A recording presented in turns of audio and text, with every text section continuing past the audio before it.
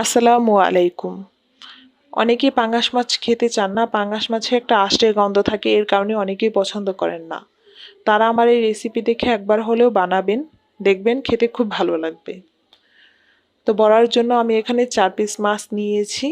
মাছগুলো আমি ভালোভাবে ধুয়ে নিয়েছি। আপনারা চাইলে মাছের পরিমাণ আরও বেশিও নিতে পারেন। তো সিদ্ধ করার জন্য চুলায় একটা প্যান বসিয়ে দিয়েছি। প্যানের ভিতরে আমি 1 মগের থেকে একটু বেশি পানি দিয়ে দিলাম। এখন আমি 1 চা চামচের থেকে একটু কম হলুদ গুঁড়া দিয়ে দিব, অল্প একটু লবণ দিয়ে দিলাম, আর একটা তেজপাতা মাঝখান থেকে চিড়ে দিয়ে দিলাম ফ্লেভারের জন্য, যাতে মাছ থেকে খুব সুন্দর একটা ঘ্রাণ আসে।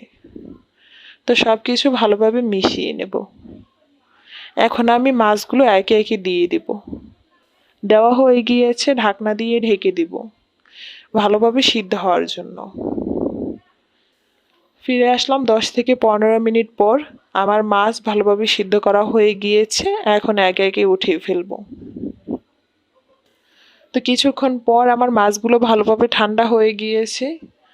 এখন আমি হাতের সাহায্যে মাছগুলো ভালোভাবে বেছে নেব, যাতে মাছে কোনো কাটা না থাকে। বেছে নেওয়া হয়ে গিয়েছে।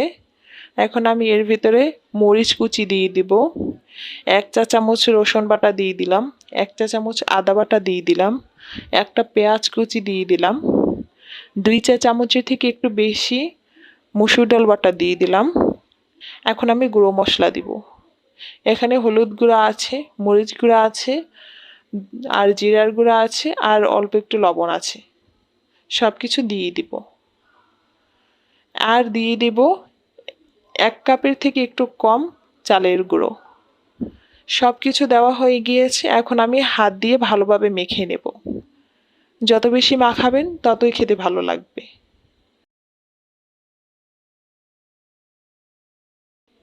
মাখানো হয়ে গিয়েছে। এখন চুলা একটা প্যান বসিয়ে দিয়েছি। প্যানের ভিতরে আমি তেল দিয়ে দিলাম। তেল ভালোভাবে গরম হয়ে গিয়েছে।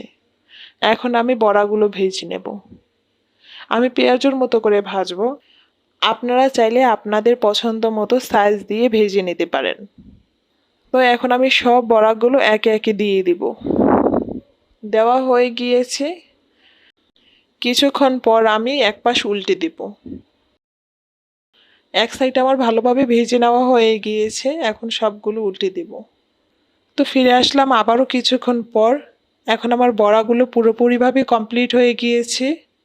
এই হচ্ছে আমার বড়ার ফাইনাল লুক। আপনাদের কাছে কেমন লাগলো তা অবশ্যই জানাবেন। আল্লাহ হাফেজ।